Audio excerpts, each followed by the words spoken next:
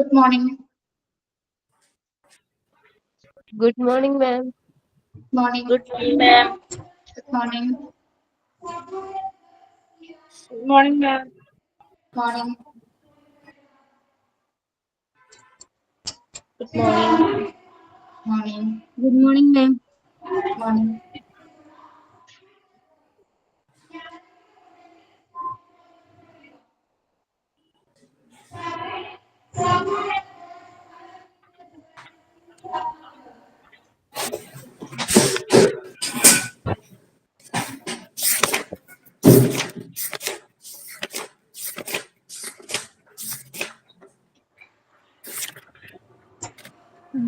പത്തിരയിലെ mistake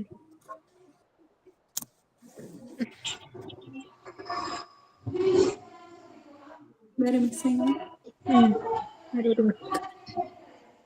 പറയുന്നില്ലല്ലോ ഒന്നേ.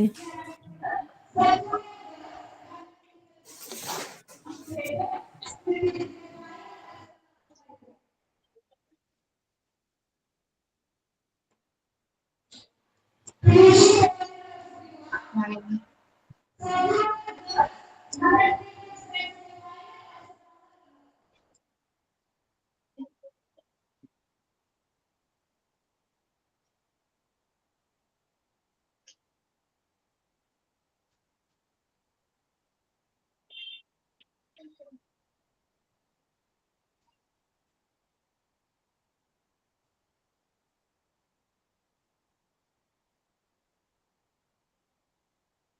Morning.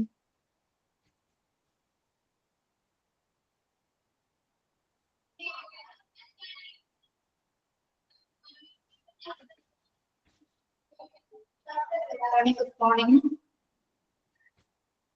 എന്തൊക്കെയുണ്ട് വിശേഷം? സുഖാണോ? Yes, ma'am. Yes, ma'am.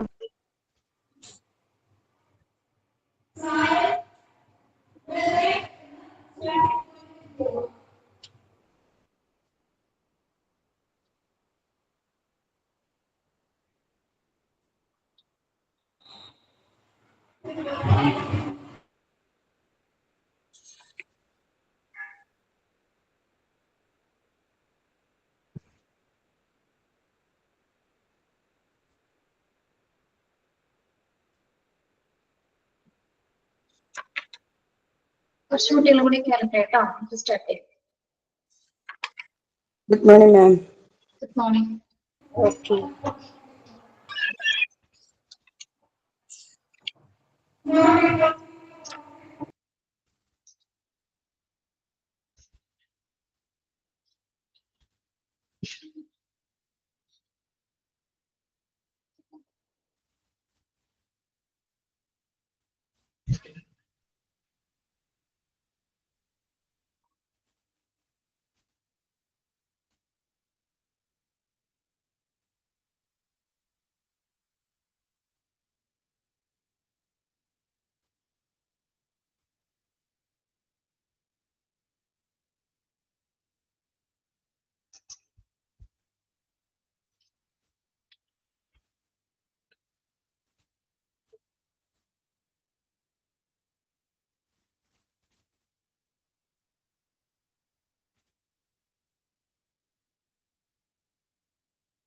Okay, good morning to all. ഇത് ചാപ്റ്റർ 7 ആക്സിഡന്റ് ആണ്. എമർജൻസി ഡിപ്പാർട്ട്മെന്റ് ആണ് എടുത്തുകൊണ്ടിരിക്കുന്നത്. ഇതിൽ ഫങ്ഷൻസ് വരെ പറഞ്ഞു അല്ലേ? എമർജൻസി ഡിപ്പാർട്ട്മെന്റ് ഫങ്ഷൻസ് വരെയാണ് അപ്പൊ നമ്മൾ പറഞ്ഞത് കഴിഞ്ഞ ക്ലാസ്സിൽ. നെക്സ്റ്റ് വരുന്നത് hospital administration must ensure. Hospital administration must ensure. അതായത് ഈ എമർജൻസി ഡിപ്പാർട്ട്മെന്റുമായി ബന്ധപ്പെട്ട് ഹോസ്പിറ്റൽ അഡ്മിനിസ്ട്രേഷൻ ഉറപ്പുവരുത്തേണ്ട കുറച്ച് കാര്യങ്ങളുണ്ട്. എന്തൊക്കെയാണെന്നാണ് നമ്മളിനെ നോക്കാൻ പോകുന്നത്. ഓക്കെ, ഫസ്റ്റ് പോയിന്റ് PDF എല്ലാവർക്കും കാണാലോ? Okay. The ED must be organized and administered to meet the healthcare needs of its population. Operation of ED must be guided by written policies and procedures. Medical and nursing director of hospital, along with appropriate integration of ancillary services, must ensure quality and safety in ED. appropriateness of emergency care are continually monitored and evaluated. ഓരോ points ആയിട്ട് നോക്കാം. The ED must be organized and administrated to meet the healthcare needs of its population. ED emergency department ഉറപ്പുവരുത്തേണ്ട എന്തൊക്കെ കാര്യങ്ങളാണ് ഇവിടെ പറയുന്നത്? അതായത് അവിടുത്തെ administration അല്ലെ, കാര്യനിർവഹണം കൃത്യമായ രീതിയിൽ, അല്ലെങ്കിൽ വരുന്ന പേഷ്യൻസിന് നല്ല രീതിയിലുള്ള ട്രീറ്റ്മെന്റ്സ് ആണോ, നല്ല രീതിയിലാണോ പേഷ്യൻസിനെ അവിടെ ഓർഗനൈസ് ചെയ്തിരുന്നത് എന്നുള്ള കാര്യം ആരാണ് ഉറപ്പുവരുത്തേണ്ടത്? ഹോസ്പിറ്റൽ അഡ്മിനിസ്ട്രേഷൻ ഉറപ്പുവരുത്തേണ്ടതാണ്. ഓക്കെ, അതായത് എമർജൻസി ഡിപ്പാർട്ട്മെന്റിൽ നടക്കുന്ന എല്ലാത്തരം അഡ്മിനിസ്ട്രേറ്റീവ് പ്രോസസ്സുകളും കൃത്യമായ രീതിയിൽ, അല്ലെങ്കിൽ വരുന്ന പേഷ്യൻസിനെ, ഇവിടെ ഇറ്റ്സ് പോപ്പുലേഷൻ എന്ന് ഉദ്ദേശിക്കുന്നത് അവിടുത്തെ പേഷ്യൻസിനെയാണ് ഉദ്ദേശിക്കുന്നത് കേട്ടോ. അവർക്ക് കൊടുക്കുന്ന സേവനങ്ങൾ കൃത്യമായ രീതിയിലാണോ, അല്ലെങ്കിൽ നല്ല ഓർഗനൈസ് ചെയ്തിട്ടുള്ള മാനറിലാണോ കൊടുക്കുന്നത് എന്ന് ഉറപ്പുവരുത്തേണ്ടത് ആരുടെ ചുമതലയാണ്? ഹോസ്പിറ്റൽ അഡ്മിനിസ്ട്രേഷന്റെ ചുമതലയാണ്. Okay, yes. അതായത് എമർജൻസി ഡിപ്പാർട്ട്മെന്റ് പ്രവർത്തനങ്ങൾ അല്ലെങ്കിൽ അഡ്മിനിസ്ട്രേഷൻ കൃത്യമായിട്ടാണ് അവിടെ നടക്കുന്നത്, അല്ലെങ്കിൽ അവരുടെ പോപ്പുലേഷൻസ് അനുസരിച്ച്, ഹെൽത്ത് കെയർ പോപ്പുലേഷൻ അനുസരിച്ചിട്ട് അവർക്ക് നല്ല സേവനങ്ങൾ, നല്ല സർവീസസ് പ്രൊവൈഡ് ചെയ്യുന്നുണ്ടോ എന്ന് ചെക്ക് ചെയ്തിരിക്കണം. Okay, then second one, operation of ED must guided by written policies and procedures. Operation of ED must be guided by written policies and procedures. എന്താണ് emergency ഡിപ്പാർട്ട്മെന്റുമായി ബന്ധപ്പെട്ട് എന്തൊക്കെ തയ്യാറാക്കിയിട്ടുണ്ട്? Different type of policies and procedures ഉണ്ട് അല്ലെ. അപ്പൊ പോളിസീസും procedures ഒക്കെ എന്താണ്, ആരാണ് സെറ്റ് ചെയ്യേണ്ടത്? ഹോസ്പിറ്റൽ അഡ്മിനിസ്ട്രേഷൻ ആണ്. ഓക്കെ, അപ്പൊ ഹോസ്പിറ്റൽ അഡ്മിനിസ്ട്രേഷൻ കൊടുത്തിരിക്കുന്ന പോളിസീസും പ്രൊസീജിയേഴ്സ് അനുസരിച്ചിട്ടാണോ എമർജൻസി ഡിപ്പാർട്ട്മെന്റിലെ ഓപ്പറേഷൻസ് നടക്കുന്നതെന്ന് കൃത്യമായിട്ട് ഉറപ്പുവരുത്തേണ്ടത് HA ആണ്. HA എന്ന് സൂചിപ്പിക്കുന്നത് ഹോസ്പിറ്റൽ അഡ്മിനിസ്ട്രേഷൻ ആണ് കേട്ടോ. Okay, yes. അപ്പൊ കൊടുത്തിരിക്കുന്ന എല്ലാ റിട്ടേൺ പോളിസീസ് ആൻഡ് പ്രൊസീജിയേഴ്സ് എല്ലാം തന്നെ സെറ്റ് ചെയ്യേണ്ടത് ആരാണ്? ഹോസ്പിറ്റൽ അഡ്മിനിസ്ട്രേഷൻ ആണ്. അപ്പൊ ഹോസ്പിറ്റൽ അഡ്മിനിസ്ട്രേഷൻ പറഞ്ഞിരിക്കുന്ന പോളിസീസ് ആൻഡ് പ്രൊസീജിയേഴ്സ് അനുസരിച്ച് മാത്രമായിരിക്കണം ED ഡിപ്പാർട്ട്മെന്റ് പ്രവർത്തിക്കേണ്ടത്. Okay, yes. Then medical and the nursing director of the hospital, along with the appropriate integration of ancillary services, must ensure quality and safety in ED.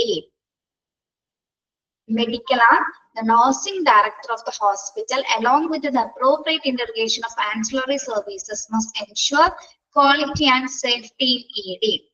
എന്താ പറയുന്നത്? അതായത് medical and nursing directors ഉറപ്പുവരുത്തേണ്ട കുറച്ച് കാര്യങ്ങളുണ്ട്. എങ്ങനെയാണ്? അതായത് medical and nursing directors കൊടുക്കുന്ന എല്ലാത്തരം സർവീസസുകളും വളരെയധികം ക്വാളിറ്റിയും അല്ലെങ്കിൽ സേഫ്റ്റിയും ഉറപ്പുവരുത്തുന്ന തരത്തിലുള്ള സർവീസസ് ആണോ പ്രൊവൈഡ് ചെയ്യുന്നത് എന്ന് HA ഉറപ്പുവരുത്തേണ്ടതുണ്ട്. ഓക്കെ, നഴ്സിംഗ് ഡയറക്ടർ മുതൽ മെഡിക്കൽ തുടങ്ങി നഴ്സിംഗ് ഡയറക്ടർ വരെയുള്ള എല്ലാ വ്യക്തികളും അവർ കൊടുക്കുന്ന എല്ലാ ആൻസിലറി സർവീസസ് എന്ന് പറയുന്നത് എന്താണ്? എല്ലാ അനുബന്ധ സർവീസസുകളും വളരെ ക്വാളിറ്റി ആയിട്ടും അല്ലെങ്കിൽ സേഫ് ആയിട്ടുള്ള രീതിയിലാണോ കൊടുക്കുന്നത് എന്ന് കൂടി നമ്മൾ ഉറപ്പുവരുത്തേണ്ടതുണ്ട്. ഓക്കെ,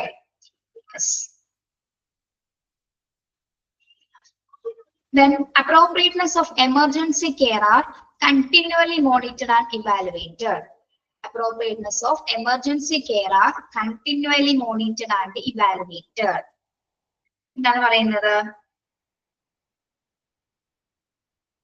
അവർ കൊടുക്കുന്ന എല്ലാതരം എമർജൻസി സേവനങ്ങളും കൃത്യമായിട്ട് മോണിറ്റർ ചെയ്യുകയും ഇവാലുവേറ്റും ചെയ്യേണ്ടത് ആരാണ്?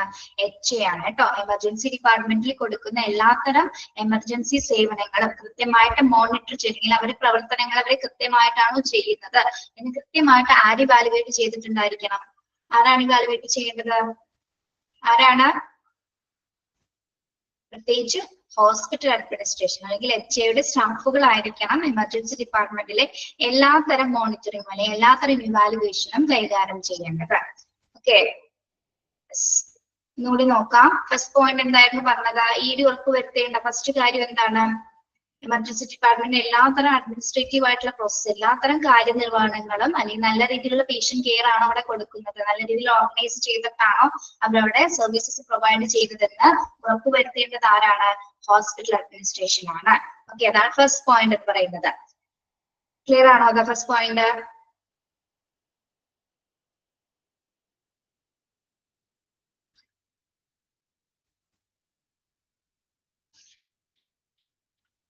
യെസ്. സെക്കൻഡ് വൺ എന്താണ്? Operation of ED must be guided by written policies and procedures. കൊടുത്തിരിക്കുന്ന എല്ലാ written policies procedures ഒക്കെ ആരായിരിക്കണം കൊടുക്കേണ്ടത്? HA കൊടുത്തിരിക്കുന്ന policies and procedures അനുസരിച്ച് മാത്രമായിരിക്കും ED operations അല്ലെങ്കിൽ emergency operations നടക്കേണ്ടത്. Okay, then third point എന്താണ്? Medical and nursing director hospital along with appropriate integration and ancillary services must ensure quality and safety in ED. അല്ലെ, medical and nursing directors കൊടുക്കുന്ന എല്ലാത്തരം സേവനങ്ങൾ, പ്രത്യേകിച്ച് ancillary services എല്ലാം തന്നെ എങ്ങനെയുള്ളതായിരിക്കണം? Quality ഉള്ളതും വളരെ സേഫ് ആയിട്ടുള്ളതുമാണോ എന്ന് കൂടെ ഉറപ്പുവരുത്തേണ്ടത് ആരാണ്? ഹോസ്പിറ്റൽ അഡ്മിനിസ്ട്രേഷൻ ആണ്. Okay, then appropriateness of emergency care and continually monitored and evaluated. Emergency സർവീസസിൽ കൊടുക്കുന്ന എല്ലാത്തരം സേവനങ്ങളും കൃത്യമായിട്ട് കണ്ടിന്യൂസ് ആയിട്ട് മോണിറ്റർ ചെയ്യുന്നതും ഇവാലുവേറ്റ് ചെയ്യുന്നതും ആരായിരിക്കും? ഹോസ്പിറ്റൽ അഡ്മിനിസ്ട്രേഷൻ ആയിരിക്കും, അല്ലെങ്കിൽ ഹോസ്പിറ്റൽ അഡ്മിനിസ്ട്രേഷന്റെ സ്റ്റാഫുകളായിരിക്കും അത് ഇവാലുവേറ്റ് ചെയ്യുന്നത്. ഓക്കെ, 4 പോയിന്റ് ഓക്കെ ആണോ?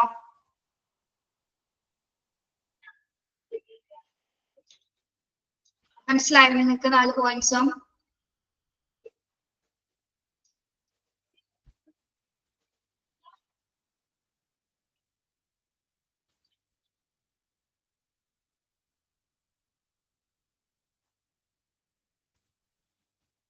ക്ലിയർ? അടുത്ത പറയട്ടെ.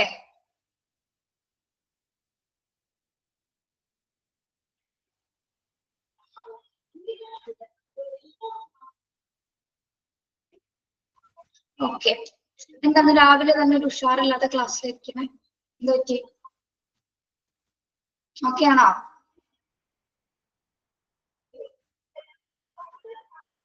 ശരി.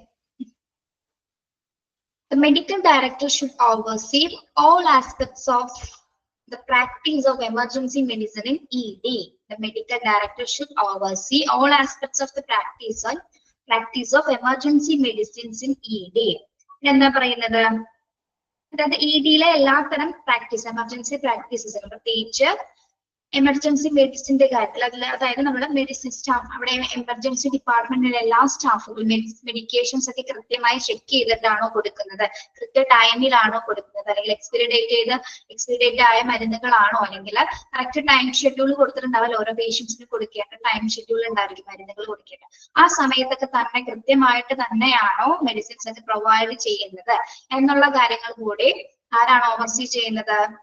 മെഡിക്കൽ ഡയറക്ടർ അല്ലെ, മെഡിക്കൽ ഡയറക്ടർ ആണ് അതെല്ലാം തന്നെ ഓവർസീ ചെയ്യുന്നത്. ഓക്കെ, അപ്പോ എമർജൻസി ഡിപ്പാർട്ട്മെന്റിൽ കൊടുക്കുന്ന എല്ലാത്തരം മെഡിക്കേഷൻ സേവനങ്ങൾ, അല്ലെങ്കിൽ എല്ലാ പ്രവർത്തനങ്ങളും, പ്രത്യേകിച്ച് നമ്മൾ എക്സാമ്പിൾ ആണ് പറഞ്ഞത്, മെഡിസിൻസ് കൊടുക്കുന്ന കാര്യത്തില് കൃത്യ ടൈമിങ്ങിനാണോ കൊടുക്കുന്നത്, അല്ലെങ്കിൽ കൃത്യമായിട്ടുള്ള മരുന്നുകളാണോ പ്രൊവൈഡ് ചെയ്യുന്നത് എന്നെല്ലാം തന്നെ ആരാണ് ഇവാലുവേറ്റ് ചെയ്യുന്നത്? മെഡിക്കൽ ഡയറക്ടർ ആയിരിക്കും ഉള്ളതൊക്കെ ഓവർസീ ചെയ്യുന്നത്. Okay, then all new staff members should get a formal orientation program that addresses. All new staff members should get a formal orientation program that addresses. എന്താണ് പറയുന്നത്? all new staff members, എല്ലാ പുതിയ staff മെമ്പേഴ്സിന് നമ്മൾ എന്താണ് കൊടുക്കുന്നത്?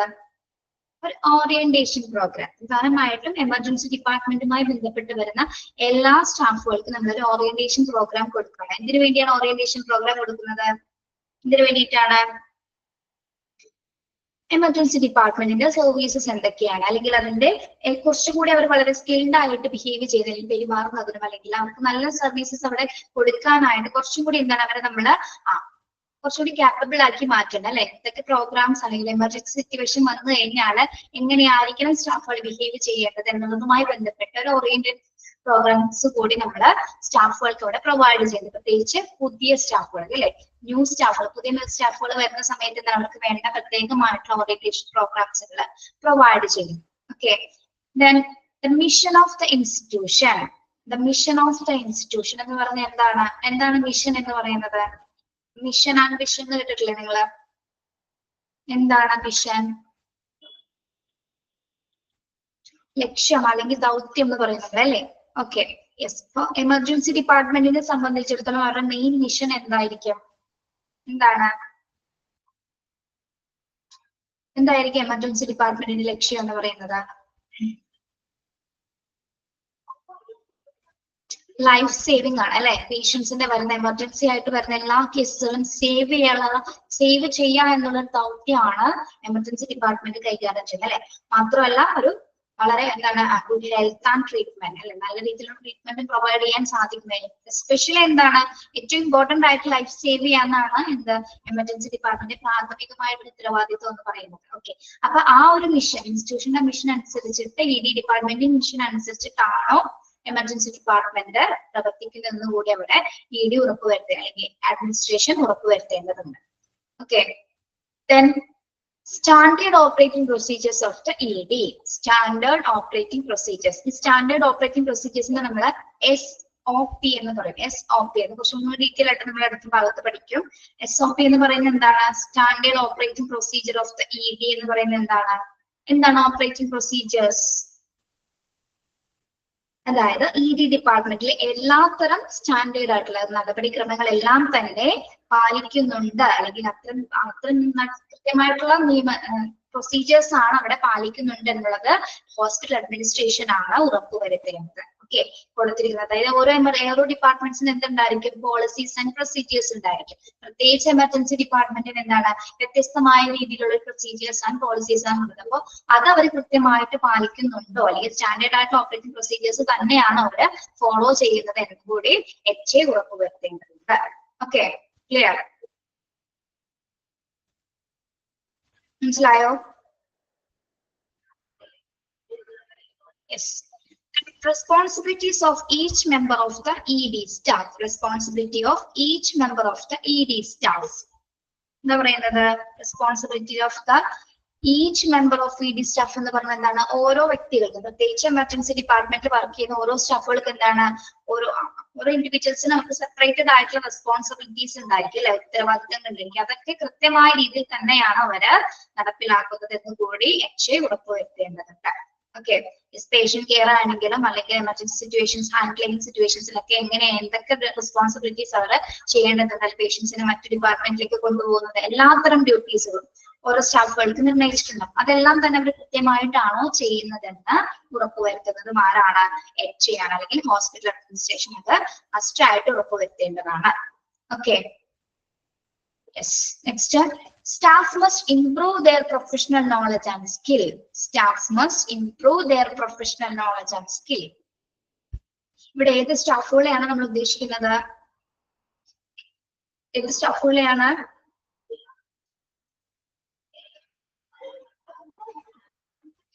Yes, ED department സ്റ്റാഫുകൾ അല്ലെ, അവരെ സ്കിൽസുകൾ അല്ലെ, അവരുടെ നോളജ് ആൻഡ് സ്കിൽസ് കൃത്യമായിട്ട് ഇംപ്രൂവ് ചെയ്യുന്നുണ്ട്. അതായത് ഓരോ ദിവസത്തെ എക്സ്പീരിയൻസ് കൊണ്ട് എന്താണ് അവർക്ക് ഓരോ തരം കാര്യങ്ങൾ അവർ പഠിക്കുകയാണ് അല്ലെ. ഇപ്പൊ എമർജൻസി സിറ്റുവേഷൻസിൽ പല സിറ്റുവേഷൻസ് അവർ കാണുകയാണ്. അപ്പൊ പുതിയ കാര്യങ്ങൾ അവര് പഠിക്കുന്നു. അതുപോലെ തന്നെ എന്താണ് ഒരു ട്രീറ്റ്മെന്റ് പുതിയതായിട്ട് കൊടുക്കുന്ന സമയത്ത് അതവരെ അസിസ്റ്റ് ചെയ്ത് എന്താണ് ഒരുപാട് എക്സ്പീരിയൻസ് ആവണം. അപ്പൊ അവര് പ്രൊഫഷണൽ ആയിട്ടുള്ള സ്കില്ല് കൂടി അവരെ ഡെവലപ്പ് ചെയ്യുന്നുണ്ട്. അപ്പൊ അത്തരം രീതിയിൽ മാറ്റങ്ങൾ സ്റ്റാഫുകൾക്ക് അവിടെ വരുന്നുണ്ട്, അല്ലെങ്കിൽ അവരുടെ നോളജും സ്കിൽസ് ഒക്കെ ഇംപ്രൂവ് ചെയ്യുന്നുണ്ടോ എന്ന് കൂടി ആറ് ചെക്ക് ചെയ്യുന്നുണ്ട്, ഹോസ്പിറ്റൽ അഡ്മിനിസ്ട്രേഷൻ ചെക്ക് ചെയ്യുന്നുണ്ട് കേട്ടോ. Okay, staff must improve their professional knowledge and skills. Then triage and screening of each patient must be performed by a physician or trained RN with EMT. ഇവിടെ RN എന്നുണ്ട് കേട്ടോ, registered നഴ്സിന്റെ N അവിടെ missing ആണ്, അവിടെ എഴുതി ചേർക്കാം. Text കിട്ടിയവരെ ഇതിലുണ്ടാന്ന് check ചെയ്യണേ. RN, R കഴിഞ്ഞിട്ട് ഒരു N ഉണ്ട്, registered nurse.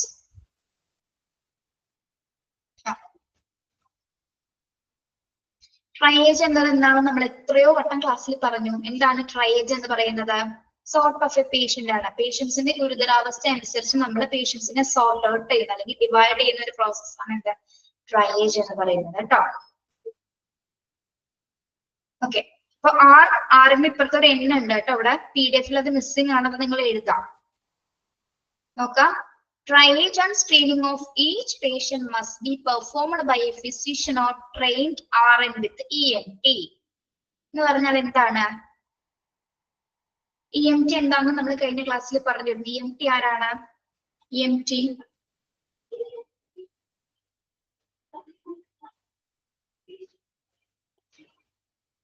Yes, emergency medical technicians ആണ്. അപ്പോ ഇവിടെ പറഞ്ഞിരിക്കുന്നുണ്ട് നമ്മൾ എമർജൻസി ഡിപ്പാർട്ട്മെന്റിൽ ഒരു ട്രയേജിന് ശേഷം അല്ലെങ്കിൽ പേഷ്യൻസിനെ സോർട്ട് ഔട്ട് ചെയ്തതിനു ശേഷം കൃത്യമായിട്ട് അവരെ നോക്കുന്നുണ്ട് അവർ ഫിസിഷ്യനോ അല്ലെങ്കിൽ രജിസ്റ്റേർഡ് ആയിട്ടുള്ള നേഴ്സ് ആണോ അല്ലെങ്കിൽ അവർ എമർജൻസി മെഡിക്കൽ ടെക്നീഷ്യൻസ് ആണോ, ഇവര് കൃത്യമായിട്ട് അവരുടെ പേഷ്യൻസിനെ നോക്കുന്നുണ്ടോ അല്ലെങ്കിൽ അവരെ ഇവാലുവേറ്റ് ചെയ്യുന്നുണ്ടോ എന്നും കൂടി ആരും ഉറപ്പുവരുത്തുന്നുണ്ട്, ഹോസ്പിറ്റൽ അഡ്മിനിസ്ട്രേഷൻ ഉറപ്പുവരുത്തേണ്ടതാണ്. ഓക്കെ, അതായത് എമർജൻസി ഡിപ്പാർട്ട്മെന്റിലേക്ക് വരുന്ന പേഷ്യൻസിനെ നമ്മൾ ആദ്യം ട്രൈ ചെയ്ത് അല്ലെ സോർട്ട് ഔട്ട് ചെയ്തതിനു ശേഷം ആരായിരിക്കും ആദ്യം മെഡിക്കൽ ട്രീറ്റ്മെന്റ്സ് കൊടുക്കേണ്ടത്, ഫിസിഷ്യൻ അല്ലെങ്കിൽ രജിസ്റ്റേർഡ് നഴ്സ് അല്ലെങ്കിൽ എമർജൻസി മെഡിക്കൽ ടെക്നീഷ്യൻ, ഇവർ ആരെങ്കിലും ആയിരിക്കുള്ളൂ പേഷ്യൻസിനെ ചികിത്സിക്കുന്നത്. അവർ കൊടുക്കുന്ന കെയറിങ് അല്ലെങ്കിൽ അവർ പേഷ്യൻസിനെ ഇവാലുവേറ്റ് ചെയ്യുന്നത് കൃത്യമായിട്ടുള്ള രീതിയിലാണോ എന്ന് കൂടി അഡ്മിനിസ്ട്രേഷൻ ഉറപ്പുവരുത്തേണ്ടതുണ്ട്. Okay, yes. Then eligible and appropriate medical record must be established for each individual. Eligible and appropriate medical record must be established for each individual. എന്താണ് eligible and appropriate medical records എന്ന് പറയുന്നത്? What is eligible? Eligible എന്ന് പറഞ്ഞാൽ എന്താണ്?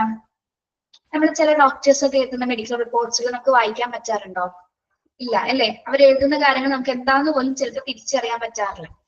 Okay, yes. എന്തുകൊണ്ടാണ് അങ്ങനെ എഴുതുന്നത്? അങ്ങനെ എഴുതുന്ന വെച്ചാൽ അവരുടെ മെഡിക്കൽ ടേംസ് അനുസരിച്ച് അവർ എഴുതുന്നതായിരിക്കില്ല, വായിക്കുന്ന ആൾക്കാർക്ക് മനസ്സിലായിരിക്കും, അതിന് കണക്റ്റഡ് ആയിട്ടുള്ള ആൾക്കാർക്ക് തിരിക്കും, പക്ഷെ അല്ലാത്തവർക്ക് കൃത്യമായിട്ട് അത് മനസ്സിലാവണമെന്നില്ല. ഓക്കെ, അപ്പൊ നമ്മൾ ഇവിടെ സൂചിപ്പിച്ചിരിക്കുന്നത് എന്താണ്? നമുക്ക് വായിക്കത്തക്ക വിധത്തിൽ അതിൽ ക്ലിയർ ആയിട്ടുള്ള രീതിയിലായിരിക്കണം മെഡിക്കൽ റെക്കോർഡ്സുകൾ എഴുതേണ്ടത്. അതായത് ഓരോ ഇൻഡിവിജ്വൽസിനും എന്താണ്, അതായത് ഈ പേഷ്യൻസിനെ ഇതൊക്കെ സൂക്ഷിച്ച് വെക്കാനുള്ളതാണ് അല്ലെ. അപ്പൊ നമുക്കത് കൃത്യമായിട്ട് അത് മനസ്സിലാവണമെങ്കിൽ അത് എഴുതിയിരിക്കുന്നത് എന്താണ് കൃത്യമായിട്ട് നമുക്ക് ഐഡന്റിഫൈ ചെയ്യാനായിട്ട് സാധിക്കണം. ഓക്കെ, അപ്പൊ എല്ലാ മെഡിക്കൽ റെക്കോർഡ്സുകളും തയ്യാറാക്കുമ്പോൾ എങ്ങനെയായിരിക്കും, നമുക്ക് വായിക്കത്തക്ക രീതിയിൽ എലിജിബിൾ ആയിട്ടും അപ്രോപ്രിയേറ്റ് ആയിട്ടുള്ള രീതിയിൽ ക്ലിയർ ആയിട്ടായിരിക്കണം അത് രേഖപ്പെടുത്തേണ്ടത്. Okay, yes. The minimum set of SOPs should be available for. നമ്മൾ നേരത്തെ പറഞ്ഞു SOP എന്ന് പറഞ്ഞാൽ എന്താണെന്ന്. എന്താണ്? അണ്ടർലൈൻ ചെയ്യണോട്ടോ ടെക്സ്റ്റ് ഉള്ളവരെ. SOP എന്ന് പറയുന്നത് എന്താണ്? Standard operating procedures. Okay, yes. അപ്പൊ എന്തൊക്കെയാണ് ഈ സ്റ്റാൻഡേർഡ് ഓപ്പറേറ്റിംഗ് പ്രൊസീജിയർ? എന്തൊക്കെയാണ് ഈ പ്രധാനപ്പെട്ട നടപടിക്രമങ്ങൾ എന്ന് പറയുന്നത്? പ്രത്യേകിച്ച് എമർജൻസി ഡിപ്പാർട്ട്മെന്റിലെ നമുക്ക് നോക്കാം എന്തൊക്കെയാണ്. Receiving of the patient. ഒരു എമർജൻസി സിറ്റുവേഷൻസിലെ പേഷ്യൻസ് വരുന്ന സമയത്ത് നമ്മൾ ഫസ്റ്റ് എന്ത് ചെയ്യുന്നു? എമർജൻസി ഡിപ്പാർട്ട്മെന്റ് ആ പേഷ്യൻസിനെ സ്വീകരിക്കുകയാണ് അല്ലെ, റിസീവിംഗ് ഓഫ് ദ പേഷ്യന്റ്. അപ്പോ SOPയുടെ ഫസ്റ്റ് പ്രൊസീജിയർ എന്ന് പറഞ്ഞ എന്താണ്? റിസീവിംഗ് ഓഫ് ദ പേഷ്യന്റ് ആണ്. വരുന്ന പേഷ്യൻസിനെ നമ്മൾ സ്വീകരിക്കുക എന്നുള്ളതാണ് ഫസ്റ്റത്തെ പ്രൊസീജിയർ എന്ന് പറയുന്നത്. ഓക്കെ, മനസ്സിലാവുന്ന പറയുന്നത്? SOPയുടെ ഫസ്റ്റത്തെ പ്രൊസീജിയർ എന്ന് പറയുന്നത് റിസീവിംഗ് ഓഫ് ദ പേഷ്യന്റ് ആണ്. വരുന്ന പേഷ്യൻസിനെ നമ്മൾ സ്വീകരിക്കുക. അതിനുശേഷം എന്താ ചെയ്യുന്നത്? Registration of the patient. വരുന്ന പേഷ്യൻസിനെ നമ്മൾ എന്ത് ചെയ്യുന്നു? രജിസ്റ്റർ ചെയ്യുന്നു അല്ലെ. ഓക്കെ, അതായത് പേഷ്യൻസിന്റെ കംപ്ലീറ്റ് ഡാറ്റാസും ഡീറ്റെയിൽസ് ഒക്കെ റെക്കോർഡ് ചെയ്യാണ് എന്താ രജിസ്ട്രേഷൻ ഓഫ് ദ പേഷ്യന്റ് എന്ന് പറയുന്നത്. ഓക്കെ, അതിനുശേഷം എന്ത് ചെയ്യുന്നു? നമ്മള് ട്രയേജ് ഓഫ് ദ പേഷ്യൻസിനെ നമ്മൾ ട്രയേജ് ചെയ്യുന്നു. Then shifting or transfer within the hospital. ഒന്നല്ലെങ്കിൽ പേഷ്യൻസിനെ നമ്മൾ എന്ത് ചെയ്യും? എവിടെയെങ്കിലും ഷിഫ്റ്റ് ചെയ്യും. എവിടേക്കാണ് നമ്മൾ ഷിഫ്റ്റ് ചെയ്യുന്നത്?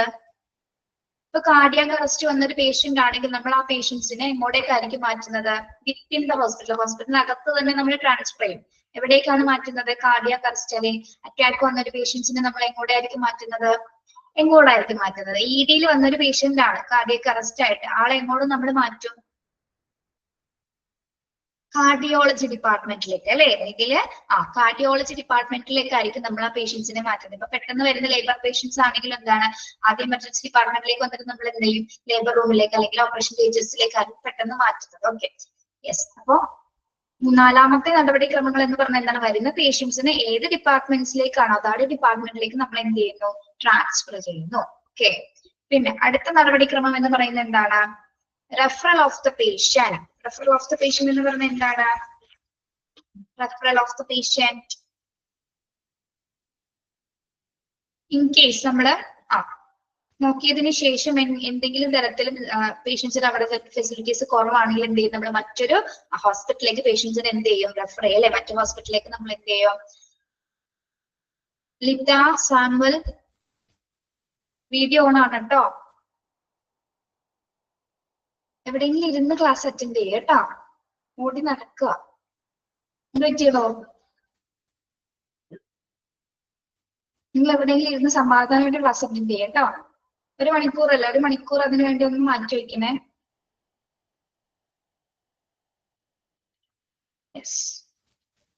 അപ്പൊ നമ്മൾ മറ്റൊരു ഹോസ്പിറ്റലിലേക്ക് റെഫർ ചെയ്യണമെങ്കിൽ പേഷ്യന്റിനെ അപ്പൊ തന്നെ എന്ത് ചെയ്യും നമ്മള് മറ്റൊരു ഹോസ്പിറ്റലിലേക്ക് പേഷ്യൻസിനെ റെഫർ ചെയ്യുന്നത്. അടുത്ത പ്രൊസീജിയർ എന്ന് പറഞ്ഞാൽ എന്താണ്? Discharge of the patient. അല്ലെ, പേഷ്യന്റ് സ്റ്റേബിൾ ആണെങ്കിൽ നമ്മൾ എന്ത് ചെയ്യും? പേഷ്യന്റിനെ ഡിസ്ചാർജ് ചെയ്യും. ഇപ്പോൾ SOPയുടെ അടുത്ത നടപടിക്രമമാണ് എന്തായാലും ഇപ്പോൾ അടുത്ത പ്രൊസീജിയർ ആണ് എന്ത്? പേഷ്യന്റിനെ ഡിസ്ചാർജ് ചെയ്യുക എന്ന് പറയുന്നത്. ഇനി ബ്രോട്ട് ഇൻ ഡെഡ് കേസസ്. ഇനി ഡെഡ് കേസസ് ഒക്കെ ആണ് കൊണ്ടുവരുന്നെങ്കിലോ, ഡെഡ് കേസസ് എമർജൻസി ഡിപ്പാർട്ട്മെന്റിൽ ഒരു ഡെഡ് കേസ് ആണ് സംഭവിച്ചെങ്കിൽ നമുക്ക് പെട്ടെന്ന് തന്നെ ആളെ ഡിസ്ചാർജ് ചെയ്ത് വിടാൻ പറ്റുള്ളെങ്കിൽ ആ ഒരു സമയത്ത് നടപടിക്രമങ്ങൾ എങ്ങനെയായിരിക്കും? പ്രത്യേകിച്ച് ഡെഡ് കേസസ് ഒക്കെ വരികയാണെങ്കിൽ ഏറ്റവും കൂടുതൽ നടപടികൾക്ക് ഒരുപാട് പ്രൊസീജിയേഴ്സ് നമ്മൾ അവിടെ അറ്റൻഡ് ചെയ്യേണ്ടി വരുന്നതായിട്ട്. അതായത് എന്ത് കാരണത്താലാണ് പേഷ്യന്റ് മരിച്ചത്, അല്ലെങ്കിൽ പോലീസ് വന്നതിന് ശേഷം പോസ്റ്റ്മോർട്ടം ഒക്കെ ചെയ്തതിന് ശേഷം മാത്രമായിരിക്കും നമുക്ക് അപ്പോൾ പേഷ്യന്റിന്റെ ഡെഡ് ബോഡി വിട്ടുകൊടുക്കാനായിട്ട് സാധിക്കുള്ളൂ. ഓക്കെ, അപ്പോൾ എമർജൻസി ഡിപ്പാർട്ട്മെന്റിൽ ഒരു ഡെഡ് കേസസ് ആണ് വരുന്നതെങ്കിൽ, അല്ലെങ്കിൽ വരുന്നതിന് ശേഷം അല്ലെങ്കിൽ എത്തുന്നതിന് മുമ്പ് ചിലപ്പോൾ മരിച്ചവരുണ്ടാവും. എങ്കിൽ കൂടി നമ്മൾ എന്താണ്? പോസ്റ്റ്മോർട്ടം ചെയ്തതിന് ശേഷം മാത്രം പോലീസ് വന്ന് പോസ്റ്റ്മോർട്ടം റിപ്പോർട്ടൊക്കെ കിട്ടിയതിന് ശേഷം മാത്രം ഒരിക്കലും പേഷ്യന്റ് ആ ബോഡി നമ്മള് റിലേറ്റീവ്സിന് വിട്ടുകൊടുക്കുന്നത്. ഓക്കെ, ദെൻ കോഡ് ബ്ലൂ പുറപ്പെടുവിക്കുന്നത് ഏത് സിറ്റുവേഷൻസിലാണ്? കോഡ് ബ്ലൂ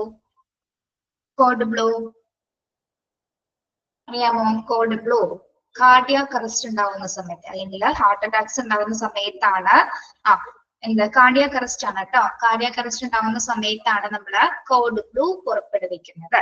ഓക്കെ, അപ്പൊ ഈ കോഡ് ബ്ലൂ പുറപ്പെടുവിക്കുന്നതിന്റെ കാരണം എന്താണ്? അതായത് എമർജൻസി ഡിപ്പാർട്ട്മെന്റ് എല്ലാ നഴ്സസും അല്ലെങ്കിൽ എല്ലാ അസിസ്റ്റൻസിനും എന്താണ്?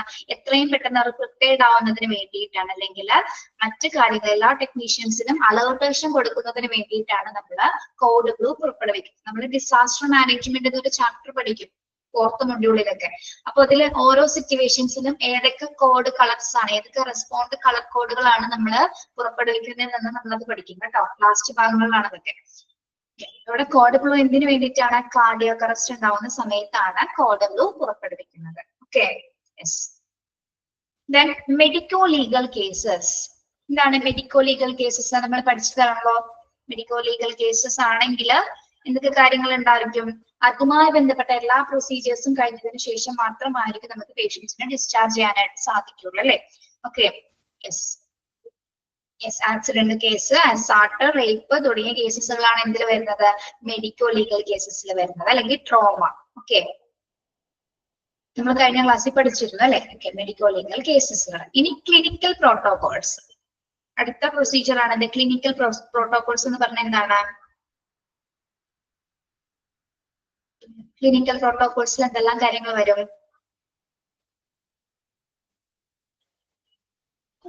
ലാസ്റ്റ് പ്രൊസീജിയർ ആണ് ക്ലിനിക്കൽ പ്രോട്ടോകോൾസ് എന്ന് പറയുന്നത്.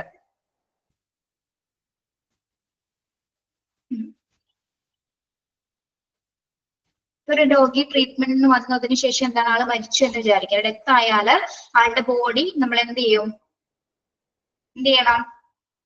ബന്ധുക്കൾക്ക് വിട്ടുകൊടുക്കണം, അല്ലെ? അതൊക്കെയാണ് ക്ലിനിക്കൽ പ്രോട്ടോകോൾസിൽ വരുന്നത്. ഓക്കെ, ഡെഡ് കേസസ് പോലെ തന്നെയാണ് കേട്ടോ. അത് സെയിം തന്നെയാണ് ക്ലിനിക്കൽ പ്രോട്ടോകോൾസിലും വരുന്നത്.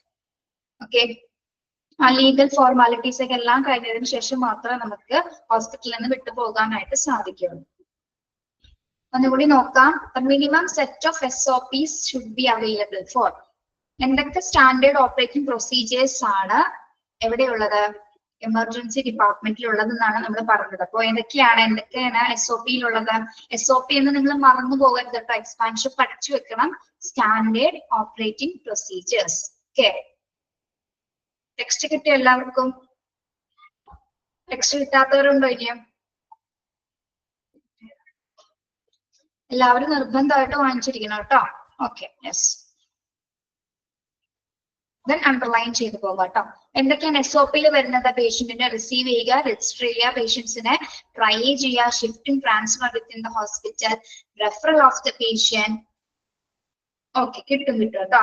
നിങ്ങൾ റിക്വസ്റ്റ് ചെയ്തിട്ടുണ്ടെങ്കിൽ ടെക്സ്റ്റ് ബുക്ക് കിട്ടും.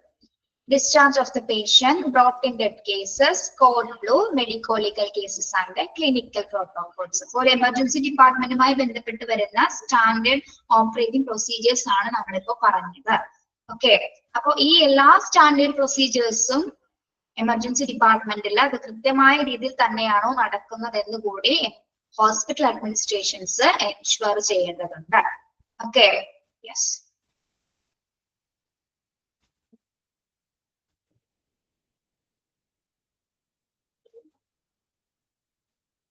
കോഡ് ബ്ലൂ എന്ന് പറഞ്ഞാൽ കാർഡിയാക് അറസ്റ്റ് ഉണ്ടാവുമ്പോഴാണ് കോഡ് ബ്ലൂ നമ്മൾ പുറപ്പെടുവിക്കുന്നത്. ഓക്കെ, കാർഡിയാക് അറസ്റ്റുമായി ബന്ധപ്പെട്ടതാണ് കോഡ് ബ്ലൂ. അതായത് ഇത് കോഡ് ബ്ലൂ പുറപ്പെടുവിക്കുന്ന സമയത്താണ് എമർജൻസി ടെക്നീഷ്യൻസ് അല്ലെങ്കിൽ നഴ്സ് മറ്റ് സ്റ്റാഫുകളെല്ലാം അതിന് വേണ്ടിയിട്ട് സജ്ജമാകുന്നത്. ഓക്കെ, അപ്പൊ ഓരോ എമർജൻസി സിറ്റുവേഷൻസിനും ഓരോ കോഡുകൾ ഉണ്ട്. ഇവിടെ ബ്ലൂ എന്ന് സൂചിപ്പിക്കുന്ന എന്തിനു വേണ്ടിയിട്ടാണ്? കാർഡിയാക് അറസ്റ്റ് ഉണ്ടാവും. അതേപോലെ പേഷ്യന്റ് മിസ്സിംഗ് ആവുന്ന സമയത്ത് ഒരു കോഡ് ഉണ്ട്, അതൊക്കെ നിങ്ങൾ പഠിക്കും കേട്ടോ. പിന്നെ ഡിസാസ്റ്റർ ഉണ്ടാവുന്ന സമയത്ത്, ഫയർ ഉണ്ടാവുന്ന സമയത്ത് അറിയാൻ പറ്റുമോ നിങ്ങൾക്ക് ഏത് കളർ കോഡ് ആയിരിക്കും? ഫയർ, തീപിടുത്തം ഉണ്ടാവുമ്പോൾ ഏത് കളർ കോഡ് ആയിരിക്കും? റെഡ് കളറാണ്. ഓക്കെ, അങ്ങനെ ഓരോ എമർജൻസി കേസസിന് എന്തുണ്ട്? കളർ കോഡുകൾ, റെസ്പോൺസ് കോഡുകൾ ഉണ്ട്. അത് അലർട്ടേഷൻ ചെയ്യുമ്പോഴാണ് അവരെല്ലാം ആക്ടിവേറ്റഡ് ആവുന്നത്. ഓക്കെ, അതൊക്കെ ഡീറ്റെയിൽ ആയിട്ട് അടുത്ത മൊഡ്യൂളിൽ പഠിക്കും കേട്ടോ. ഓക്കെ, അപ്പോ ഫസ്റ്റ് അഡ്മിനിസ്ട്രേഷൻ ഉറപ്പുവരുത്തേണ്ട ED ഡിപ്പാർട്ട്മെന്റിലെ ഫോളോ ചെയ്യുന്ന പോളിസീസ് ഒക്കെ ഉറപ്പുവരുത്തേണ്ട കുറച്ച് കാര്യങ്ങളാണ് നമ്മളിപ്പോ പറഞ്ഞത്. നിങ്ങൾക്ക് ക്ലിയർ ആണോ? ഇത് ക്ലിയർ ആണോ നമ്മളെ?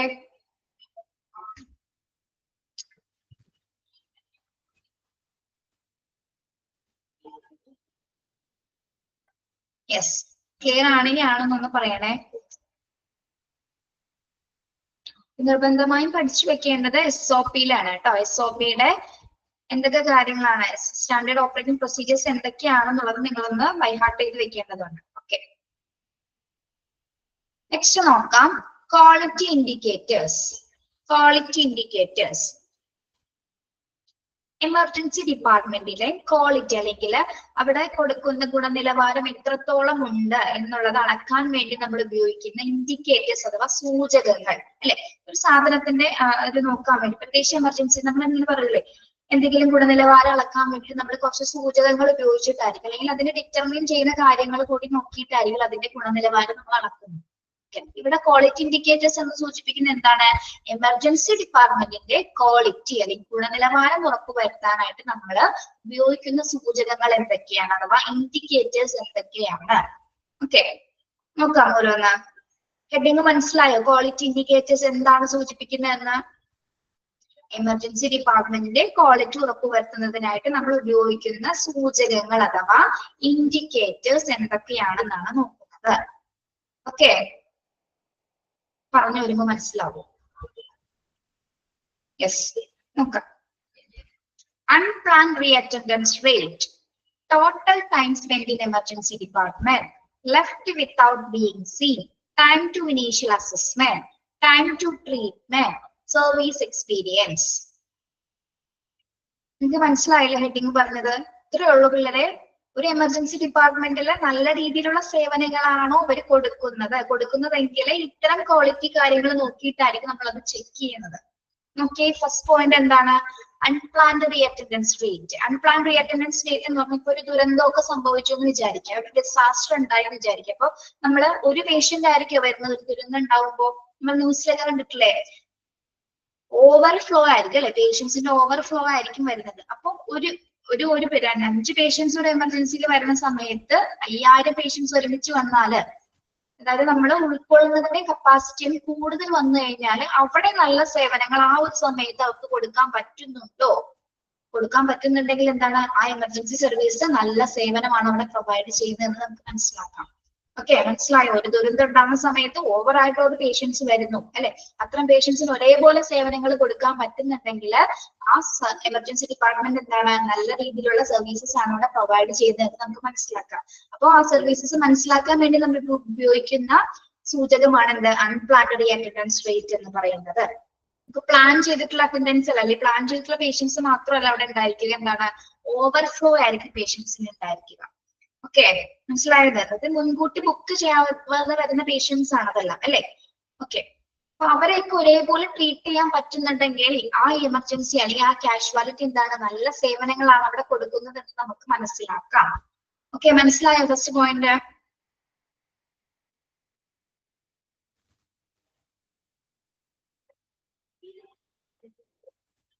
ഇല്ലെങ്കിൽ ഇല്ലെന്ന് പറയണേ. ഇതിൽ കൂടുതൽ എങ്ങനെ ഞാനത് എക്സ്പ്ലെയിൻ ചെയ്തു തരും?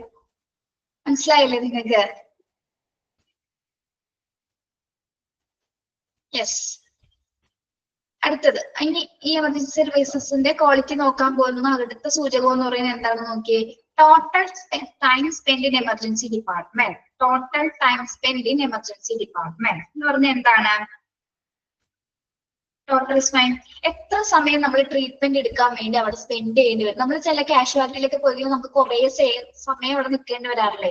ലാഗിങ് ആണ്, ഡോക്ടർ വരുന്നില്ല, സ്റ്റാഫുകൾ നോക്കുന്നില്ല, നമ്മൾ കുറെ സമയമൊക്കെ നിൽക്കാറില്ല അങ്ങനെ ചില സിറ്റുവേഷൻസിലെ.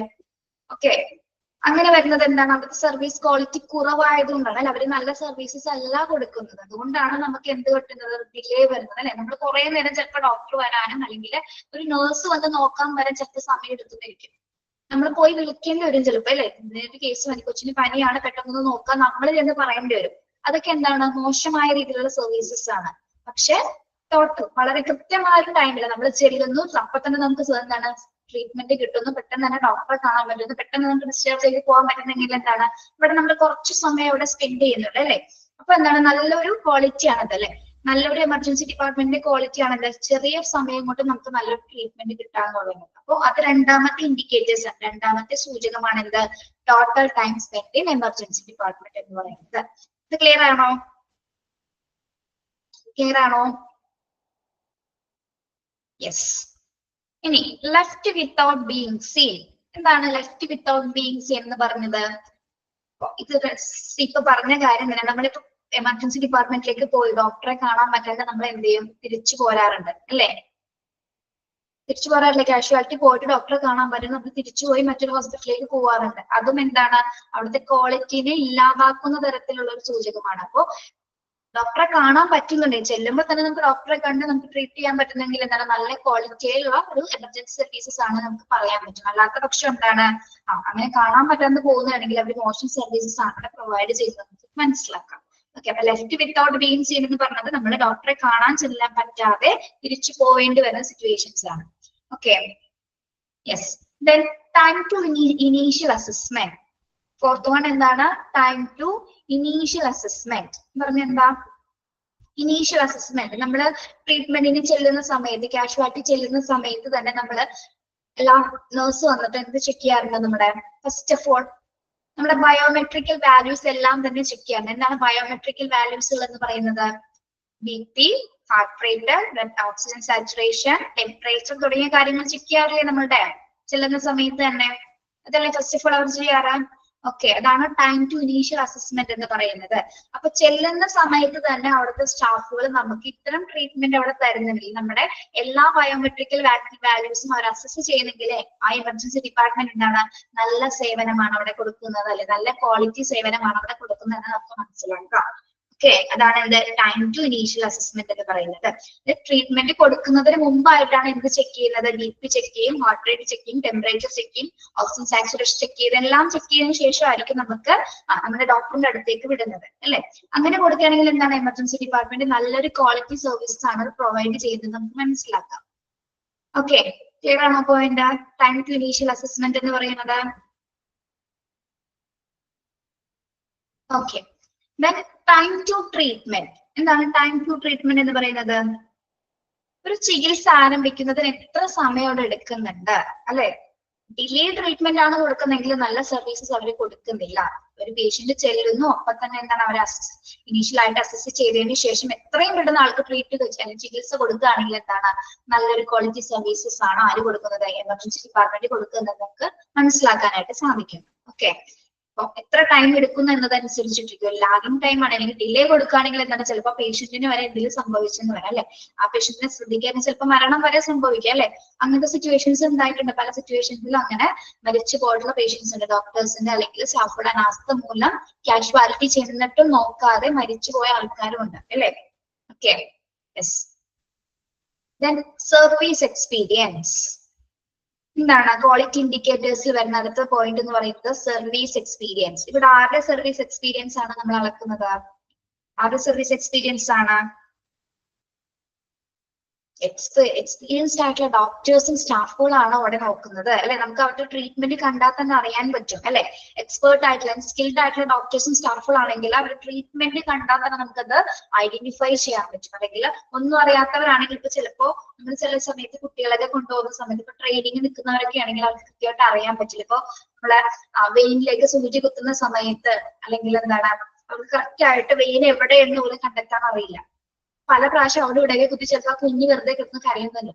അപ്പൊ അത്തരം സിറ്റുവേഷനിൽ എന്താണ് അവർ നല്ല സർവീസസ് അല്ലെങ്കിൽ നല്ല ക്വാളിറ്റി ഉള്ള ആൾക്കാരല്ലാതെ വർക്ക് ചെയ്യുന്നത് നമുക്ക് മനസ്സിലാവും. അല്ല നമ്മൾ പറയാറില്ല ചില സിറ്റുവേഷൻസിൽ ആ നഴ്സിന് ഒന്നും അറിയില്ല, ഡോക്ടറിന് മര്യാദക്ക് പരിശോധിക്കാൻ പോലും അറിയില്ല എന്നൊക്കെ നമ്മൾ പറയാറില്ലേ. ഓക്കെ, അതാണ് പറയുന്നത് കേട്ടോ. സർവീസ് എക്സ്പീരിയൻസ്, നല്ല സർവീസും സ്കിൽഡ് ആയിട്ടുള്ള ഡോക്ടേഴ്സും സ്റ്റാഫുകളാണെങ്കിൽ എന്താണ് എമർജൻസി ഡിപ്പാർട്ട്മെന്റിലെ പ്രവർത്തനങ്ങളെ വളരെ നല്ല രീതിയിൽ അല്ലെ നല്ല ട്രീറ്റ്മെന്റ് ആയിരിക്കും അവർ കൊടുക്കുന്നത്. ഓക്കെ, നമുക്കൊന്നുകൂടി നോക്കാം. എന്തൊക്കെ ക്വാളിറ്റി ഇൻഡിക്കേറ്റേഴ്സ് ആണ് എമർജൻസി ഡിപ്പാർട്ട്മെന്റിന്റെ ഗുണനിലവാരം ഉറപ്പുവരുത്തേണ്ട സൂചകങ്ങൾ എന്ന് പറഞ്ഞാൽ എന്തൊക്കെയാണ്?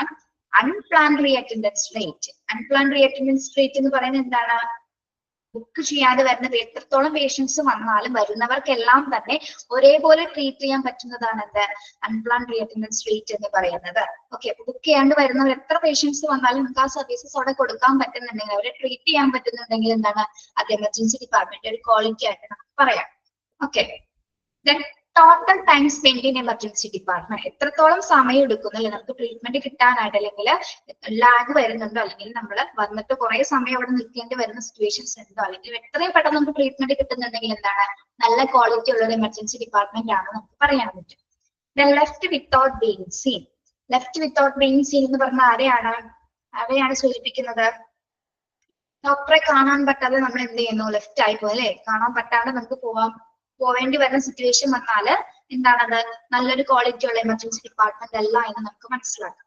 കേസ് പെട്ടെന്ന് തന്നെ ഡോക്ടറെ കണ്ട് ട്രീറ്റ് ചെയ്യാൻ പറ്റുന്നെങ്കിൽ എന്താണ് നല്ല ക്വാളിറ്റി സർവീസസ് ആണ് അവിടെ കൊടുക്കുന്നത് തിരിച്ചറിയാൻ പറ്റും. Time to initial assessment. Time to initial assessment എന്ന് പറഞ്ഞാൽ എന്താ? ട്രീറ്റ്മെന്റ് കൊടുക്കുന്നതിന് മുമ്പ് നമ്മുടെ എല്ലാ തരം ബയോമെട്രിക്കൽ വാല്യൂസും അവരെ അസസ് ചെയ്യുന്നുണ്ട്. അതല്ല നമ്മുടെ BP അല്ലെങ്കിൽ പൾസ് അതെല്ലാം കാര്യങ്ങളൊക്കെ ചെക്ക് ചെയ്തതിനു ശേഷമാണ് നമുക്ക് ട്രീറ്റ്മെന്റ് തരുന്നത്. എന്നാണെങ്കിൽ എന്താണ് ഒരു ക്വാളിറ്റി ED ആണെന്ന് നമുക്ക് തിരിച്ചറിയാം. Time to treatment. Time to treatment എന്താണ്? ചികിത്സ ആരംഭിക്കുന്നതിന് എത്രത്തോളം സമയം ആവശ്യമായിട്ട് വരുന്നെങ്കിൽ ഒരുപാട് ടൈം അവിടെ ഡിലേ വരുന്നുണ്ടോ? ഓക്കെ, കൃത്യ ടൈമിംഗ് ആണ് കൊടുക്കുന്നതെങ്കിൽ എന്താണ് ED നല്ല ക്വാളിറ്റി ആണ് അവിടെ പ്രൊവൈഡ് ചെയ്യുന്നത് നമുക്ക് മനസ്സിലാക്കാം. Service experience. ഇതെന്താണ്? ഡോക്ടേഴ്സിന്റെ നഴ്സസിന്റെ എക്സ്പീരിയൻസ്ഡ് ആയിട്ടുള്ളവരാണെങ്കിൽ എന്താണ് നല്ല രീതിയിലുള്ള ട്രീറ്റ്മെന്റ് ആയിരിക്കും നമുക്ക് അവിടെ എമർജൻസി ഡിപ്പാർട്ട്മെന്റ് ലെവലിൽ തരുന്നത്. അപ്പൊ ഇത്തരം ക്വാളിറ്റി ഇൻഡിക്കേറ്റേഴ്സ് ഉപയോഗിച്ചുകൊണ്ടാണ് നമ്മൾ എമർജൻസി ഡിപ്പാർട്ട്മെന്റിന്റെ ഗുണനിലവാരം നിശ്ചയിക്കപ്പെടുന്നത്. ഓക്കെ, ക്ലിയർ ആണോ?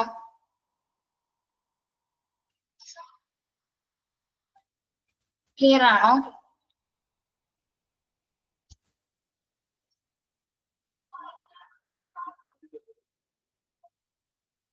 ടീച്ചർ പറയുന്നത് മനസ്സിലാവുന്നുണ്ടോ നിങ്ങൾക്ക്?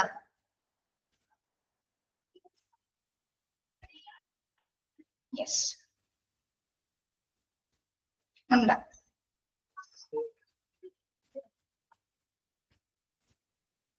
പിന്നെ ഒരു കാര്യം പറയട്ടെ, ചിലപ്പോ നിങ്ങളിപ്പോ മെഡിക്കൽ ഫീൽഡോ അല്ലെങ്കിൽ മെഡിക്കൽ ടേംസ് ഒക്കെ പരിചയമില്ലാണ്ട് വന്ന കുറച്ച് പേരുണ്ടായിരിക്കും. ചിലപ്പോ കുറച്ച് ക്ലാസ്സുകൾ കഴിയുമ്പോൾ നിങ്ങൾ ഈ ട്രാക്കിലേക്ക് വീഴും.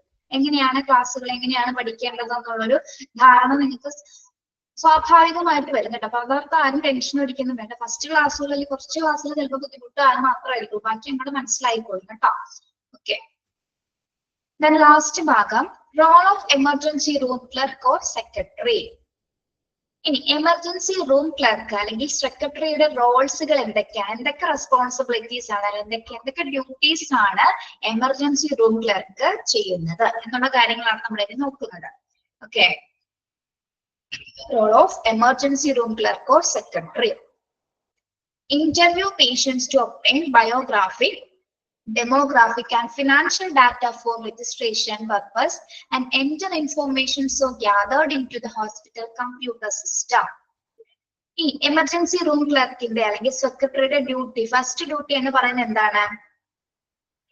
ഫസ്റ്റ് ഡ്യൂട്ടി എന്തായിരിക്കും? ഒരു പേഷ്യൻസ് വരുന്ന സമയത്ത് രജിസ്ട്രേഷൻ പർപ്പസ് ആണ് അല്ലെ, പ്രത്യേകിച്ച് കമ്പ്യൂട്ടർ സിസ്റ്റത്തിലേക്ക്, ഹോസ്പിറ്റൽ കമ്പ്യൂട്ടർ സിസ്റ്റത്തിലേക്ക് അവരുടെ എല്ലാ ഡാറ്റാസും എല്ലാ റെക്കോർഡ്സുകളും പ്രത്യേകിച്ച് എന്തൊക്കെയാണ്? Biography, demography. ബയോഗ്രാഫിക് എന്ന് പറഞ്ഞാൽ എന്തൊക്കെയാണ്? ബയോഗ്രാഫിക്കിൽ എന്തൊക്കെ വരുന്നു? ബയോഗ്രാഫിക്കൽ എന്തൊക്കെ കാര്യങ്ങളായിരിക്കും ഒരു പേഷ്യന്റിന്റെ വരുന്നത്? എന്തൊക്കെ ഡീറ്റെയിൽസ് വരുന്നുണ്ട്? എന്തൊക്കെ വരുന്നുണ്ട്? പേര് അല്ലെ, പേര്. ഡെമോഗ്രാഫിക്കിൽ എന്തൊക്കെ വരുന്നു? പേര്, വയസ്സ്. ഫിനാൻഷ്യൽ ഡാറ്റാസിൽ അവരുടെ വരുമാനം അല്ലെങ്കിൽ ചിലപ്പോ ഇൻഷുറൻസ് കവറേജസിനൊക്കെ വേണ്ടിയിട്ടാണെങ്കിൽ നമ്മുടെ ഫിനാൻഷ്യൽ ഡാറ്റ കൂടി അവിടെ എൻട്രി ചെയ്യാറുണ്ട് അല്ലെ. ഓക്കെ, അതെല്ലാം തന്നെ ഒരു ഹോസ്പിറ്റൽ കമ്പ്യൂട്ടർ സിസ്റ്റത്തിലേക്ക് ഈ ഇൻഫർമേഷൻസ് ഒക്കെ ആഡ് ചെയ്യുന്ന ഡ്യൂട്ടി ആരുടേതാണ് ഡ്യൂട്ടി? എമർജൻസി റൂം ക്ലർക്കിന്റെ അല്ലെങ്കിൽ എമർജൻസി റൂം സെക്രട്ടറിയുടേതാണ് ഫസ്റ്റ് ഡ്യൂട്ടി എന്ന് പറഞ്ഞ എല്ലാ പേഷ്യൻസിന്റെ എല്ലാത്തരം ഡീറ്റെയിൽസ്, പ്രത്യേകിച്ച് ബയോഗ്രാഫിക്, ഡെമോഗ്രാഫിക് ആൻഡ് ഫിനാൻഷ്യൽ ഡാറ്റ എല്ലാ ഇൻഫർമേഷൻസും കമ്പ്യൂട്ടർ അല്ലെങ്കിൽ ഹോസ്പിറ്റൽ കമ്പ്യൂട്ടർ സിസ്റ്റത്തിലേക്ക് ആഡ് ചെയ്യുന്നതിന്റെ ഡ്യൂട്ടി എമർജൻസി റൂം ക്ലർക്കിനാണ് ഉള്ളത് കേട്ടോ. അതാണ് അദ്ദേഹത്തിന്റെ ഫസ്റ്റ് ഡ്യൂട്ടി എന്ന് പറയുന്നത്. ക്ലിയർ ആണോ അത്?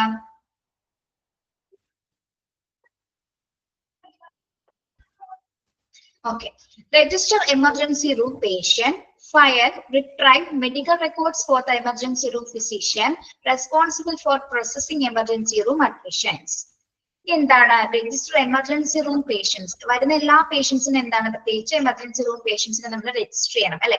അവരുടെ ഫയലുകൾ അല്ലെങ്കിൽ അവരുടെ മെഡിക്കൽ റെക്കോർഡ്സ് പഴയതുണ്ടെങ്കിൽ അതൊക്കെ റിട്രൈവ് ചെയ്യുന്നതും, അല്ലെങ്കിൽ എല്ലാ തരം റെക്കോർഡ്സ് ഇനിയിപ്പോ അവർ അഡ്മിറ്റ് ചെയ്യുകയാണെങ്കിൽ നമ്മൾ എന്ത് ചെയ്യണം, എല്ലാവരും ഫിസിഷ്യൻസിന്റെ കയ്യിലേക്ക് അല്ലെ, എല്ലാം എമർജൻസി റൂം ഫിസിഷ്യന്റെ കയ്യിലേക്ക് ഇതെല്ലാം കൊടുക്കണം. ഈ പേഷ്യൻസിന്റെ എല്ലാ ഡാറ്റാസും കൊടുക്കേണ്ട റെസ്പോൺസിബിലിറ്റിയും ആരാണ് കൈകാര്യം ചെയ്യുന്നത്? എമർജൻസി റൂം ക്ലർക്കാണ് കേട്ടോ. അപ്പൊ രജിസ്റ്റർ ചെയ്ത എല്ലാ എമർജൻസി പേഷ്യൻസിന്റെ ഫയലുകളും മറ്റു റെക്കോർഡ്സും കാര്യങ്ങളെല്ലാം തന്നെ ആർക്കാണ് നമ്മൾ കൈമാറേണ്ടത്? പ്രോസസിങ്ങിന് വേണ്ടിയിട്ട്, അതായത് എമർജൻസി റൂം അഡ്മിഷൻസിന് വേണ്ടിയിട്ട് എമർജൻസി റൂം ഫിസിഷ്യൻസിന് കൈമാറേണ്ട ഡ്യൂട്ടിയും ആരാണ്? എമർജൻസി റൂം ക്ലർക്കിന്റെ ഡ്യൂട്ടിയിൽ ഉൾപ്പെടുന്നതാണ് കേട്ടോ. Then provide exceptional customer service.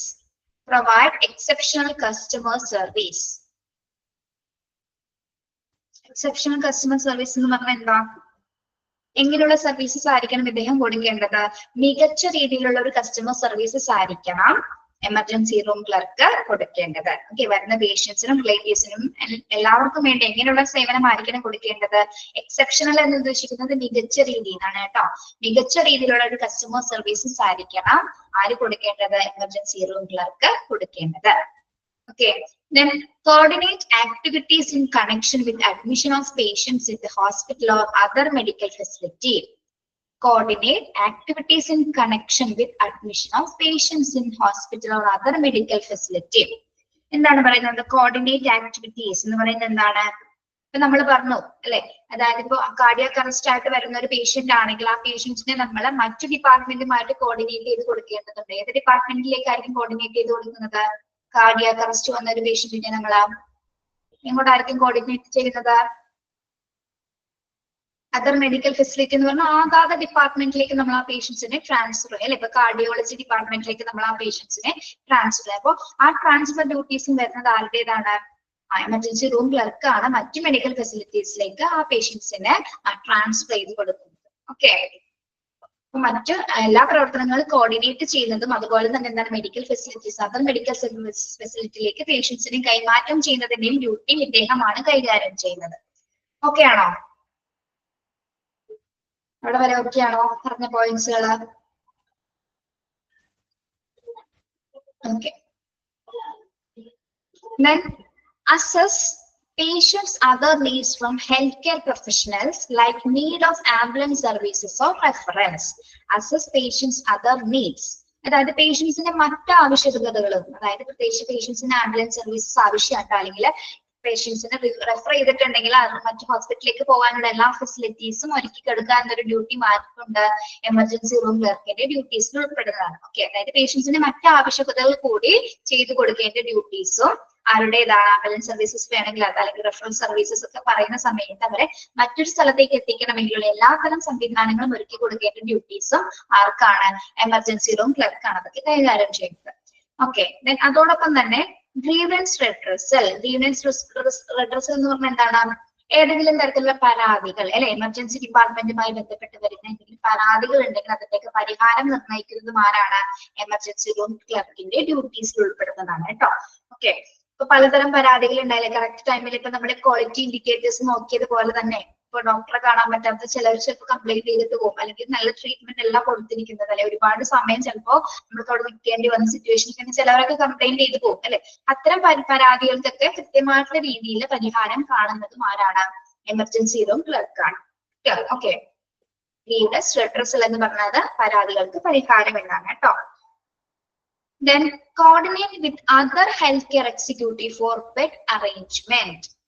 coordinate with other healthcare executive for bed arrangement. എന്താണ് ഇനി ബെഡ്സിന് അവൈലബിലിറ്റി ഒക്കെ കുറവാണെങ്കിൽ മറ്റ് ഹെൽത്ത് കെയർ എക്സിക്യൂട്ടീവ് ആയിട്ട് കോർഡിനേറ്റ് ചെയ്തതൊക്കെ നടപ്പിലാക്കി കൊടുക്കുന്നതും ആരാണ് എമർജൻസി റൂം ക്ലർക്കാണ് കേട്ടോ. അപ്പൊ ബെഡ്സിന്റെ അവൈലബിലിറ്റി കുറവാണെങ്കിൽ മറ്റ് ഹെൽത്ത് കെയർ എക്സിക്യൂട്ടീവ്സുമായിട്ട് കോർഡിനേറ്റ് ചെയ്തതെല്ലാം കൃത്യമായ രീതിയിൽ അറേഞ്ച് ചെയ്യുന്നത് ഇദ്ദേഹത്തിന്റെ ഡ്യൂട്ടിയിൽ വരുന്നതാണ്. Okay, then make sure that MLC cases are registered. Complete പറയാണ് കേട്ടോ teacher. make sure that MLC cases are registered. എന്താണ് MLC cases എന്ന് പറഞ്ഞത്? നമ്മള് മെഡിക്കോ ലീഗൽ കേസസ് അല്ലെ, എല്ലാ മെഡിക്കൽ കേസസുകളും ലീഗൽ കേസസുകൾ എന്താണ് രജിസ്റ്റർ ചെയ്തിട്ടുണ്ടെന്ന് ഉറപ്പുവരുത്തേണ്ടതും ഇദ്ദേഹത്തിന്റെ ഡ്യൂട്ടിയിൽ വരുന്നതാണ് കേട്ടോ. എല്ലാ മെഡിക്കൽ ലീഗൽ കേസസുകളും രജിസ്റ്റേർഡ് ആയിട്ടുണ്ടോ എന്ന് കൂടി അദ്ദേഹം ഉറപ്പുവരുത്തേണ്ടതുണ്ട്. then maintenance of records like DAMA patients. Maintenance of record like DAMA patient. DAMA patients എന്താണെന്ന് അറിയാമോ? Discharge against medical advice. എഴുതിയെടുത്തോളൂ. Discharge, before discharge, against medical advice. DAMA patients എന്ന് പറയുന്നത് ആരാണ്? Discharge against medical advice. എന്തായിരിക്കും against medical advice എന്ന് പറയുന്നത്? അതായത് doctor നിർദ്ദേശിക്കാതെ അല്ലെ, ഡോക്ടറിന് അനുവാദമില്ലാതെ തന്നെ ഡിസ്ചാർജ് ആയി പോകുന്ന കേസുകളില്ലേ?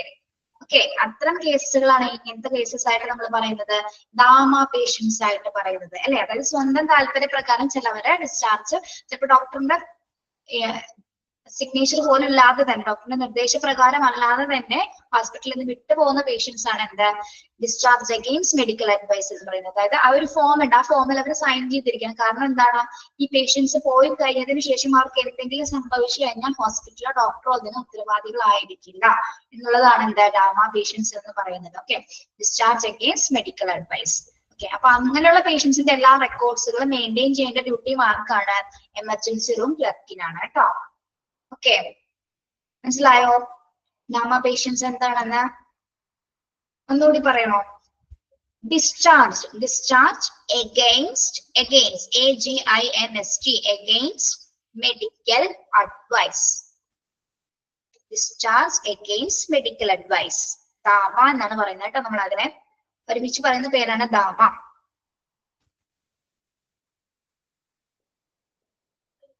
ഓക്കെ, പോകുന്ന വഴിക്ക് അവർക്ക് എന്തെങ്കിലും സംഭവിച്ചാൽ ഡോക്ടറോ ഹോസ്പിറ്റലോ അതിന് ഉത്തരവാദികളല്ല കേട്ടോ. അപ്പൊ അങ്ങനെയുള്ള പേഷ്യൻസിന്റെ റെക്കോർഡ്സ് അതിനൊരു ഫോം ഒക്കെ ഉണ്ട്. നമുക്ക് ഡിസ്ചാർജ് പ്രോസസ് നമ്മൾ ചാപ്റ്റർ അതിൽ നിന്ന് ഡീറ്റെയിൽ ആയിട്ട് പഠിക്കും കേട്ടോ.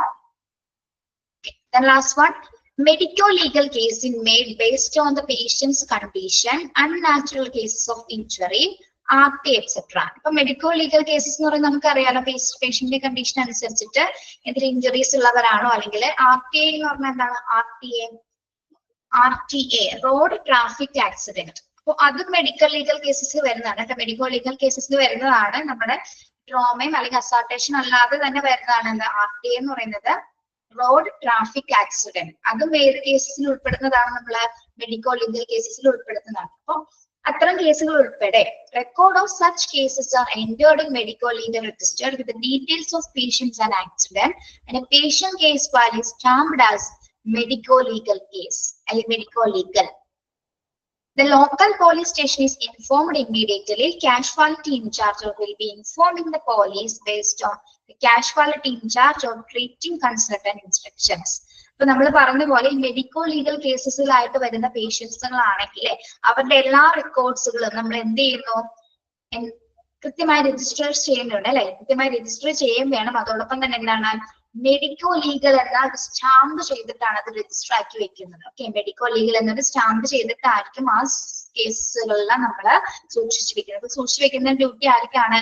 എമർജൻസി റൂം ക്ലർക്കിന്റെ ആണ് കേട്ടോ. അതോടൊപ്പം തന്നെ എന്താണ്, അത് സ്റ്റാമ്പ് ചെയ്തതിനു ശേഷം എത്രയും പെട്ടെന്ന് തന്നെ നമ്മൾ എന്ത് ചെയ്യുന്നു? ലോക്കൽ പോലീസിനെ ഇൻഫോം ചെയ്യുന്നു. ഓക്കെ, ഇത്തരത്തിലുള്ള കേസുമായി ബന്ധപ്പെട്ട എല്ലാ ഡീറ്റെയിൽസും ലോക്കൽ പോലീസിനെ ഇൻഫോം ചെയ്യുന്നു. ദെൻ അതോടൊപ്പം തന്നെ എന്താണ്, based on the casualty incharge or treating consultant instructions. അതായത് ട്രീറ്റ് ചെയ്ത ഡോക്ടേഴ്സിന്റെ അല്ലെങ്കിൽ ട്രീറ്റ് ചെയ്തിരിക്കുന്ന ഇൻചാർജ് ആരാണോ അദ്ദേഹത്തിന്റെ നിർദ്ദേശങ്ങൾ പ്രകാരമായിരിക്കുള്ളൂ നമ്മൾ എന്ത് ചെയ്യുന്നത്? ആ മെഡിക്കൽ ലീഗൽ കേസസിൽ എല്ലാ ഡീറ്റെയിൽസും പോലീസിന് പറഞ്ഞു കൊടുക്കുന്നു, എല്ലാ ഇൻഫർമേഷൻസും പറഞ്ഞു കൊടുക്കുന്നു. Okay, yes. അപ്പൊ ആ ഒരു ഭാഗം ഇമ്പോർട്ടന്റ് ആണ് കേട്ടോ ലാസ്റ്റത്തെ. അതും ഡാമ പേഷ്യൻസും.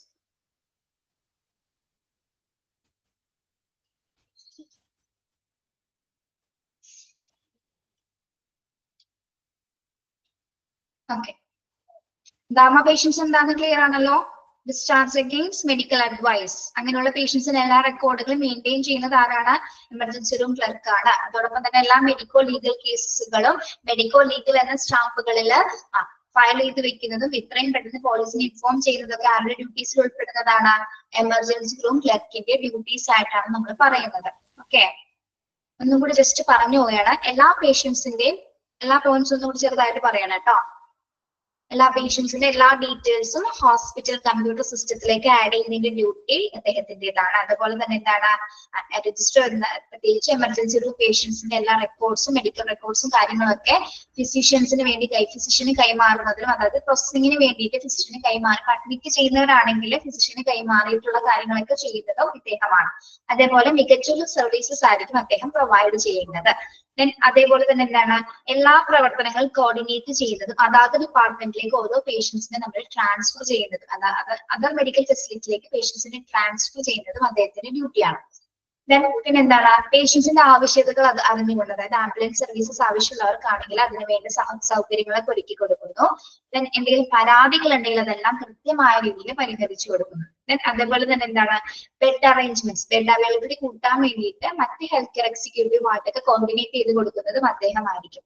പിന്നെ എന്താണ് എല്ലാ മെഡിക്കോ ലീഗൽ കേസുകളെല്ലാം തന്നെ രജിസ്റ്റർ ചെയ്തിട്ടുണ്ടോ എന്ന് അദ്ദേഹം ഉറപ്പുവരുത്തേണ്ടതുണ്ട്. ഡാമ പേഷ്യൻസിന്റെ ഡിസ്ചാർജ് അഗെയിൻസ്റ്റ് മെഡിക്കൽ അഡ്വൈസിലെ ഡാമ പേഷ്യൻസിന്റെ എല്ലാ റെക്കോർഡ്സുകളും മെയിൻറ്റെയിൻ ചെയ്യുന്നതും എമർജൻസി റൂം ക്ലർക്കാണ്. ലാസ്റ്റ് വൺ എന്ന് പറയുന്നത് എല്ലാ മെഡിക്കോ ലീഗൽ കേസുകൾ, അതായത് RT ഉൾപ്പെടെ, RT എന്ന് പറഞ്ഞാൽ എന്താണ് റോഡ് ട്രാഫിക് ആക്സിഡന്റ് ഉൾപ്പെടെ എന്തിൽ വരുന്നതാണ്? മെഡിക്കോ ലീഗൽ കേസസിൽ വരുന്നതാണ്. ഓക്കെ, അതുമായി ബന്ധപ്പെട്ടുള്ള എല്ലാ റെക്കോർഡ്സുകളും മെഡിക്കോ ലീഗൽ എന്ന് സ്റ്റാമ്പ് ചെയ്ത് വെക്കുന്നത്, പോലീസിന് ഇൻഫോം ചെയ്യുന്നതിന്റെയൊക്കെ ഡ്യൂട്ടീസ് ആരാണ് കൈകാര്യം ചെയ്യുന്നത്? എമർജൻസി റൂം ക്ലർക്കാണ് കേട്ടോ. ക്ലിയർ ആണോ? റോൾ ഓഫ് എമർജൻസി റൂം സെക്രട്ടറിയുടെ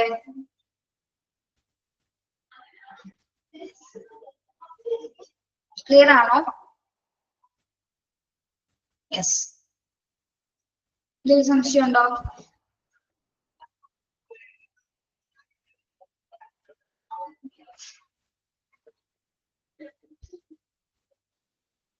എന്തെങ്കിലും സംശയമുണ്ടോ പിള്ളേരെ? ഇല്ല.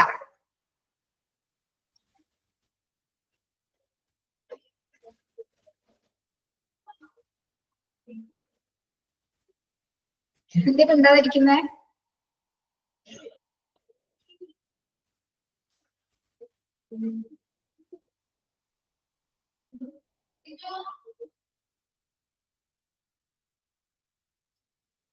റോൾസ് കൃത്യമാണോ, ക്ലിയർ ആണോ എന്നാണ് ടീച്ചർ ചോദിച്ചത്. ഓക്കെ, അപ്പൊ ടെക്സ്റ്റ് ഉള്ളവർ ഒന്നുകൂടി നന്നായിട്ട് വായിച്ചു നോക്കാം കേട്ടോ. അപ്പൊ നമ്മുടെ ആക്സിഡന്റ് ആൻഡ് എമർജൻസി ഡിപ്പാർട്ട്മെന്റ് എന്ന ചാപ്റ്റർ കംപ്ലീറ്റഡ് ആയി. ഓക്കെ,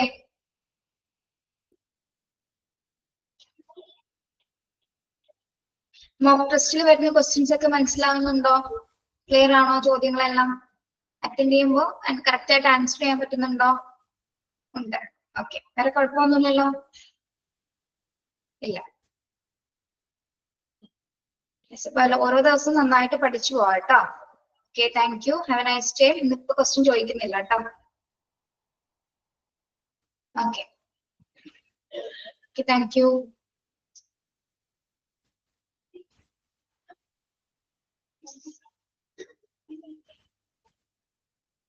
ടെക്സ്റ്റ് കിട്ടാത്തവര് നിർബന്ധമായിട്ട് വാങ്ങിക്കണം കേട്ടോ. ഓക്കെ.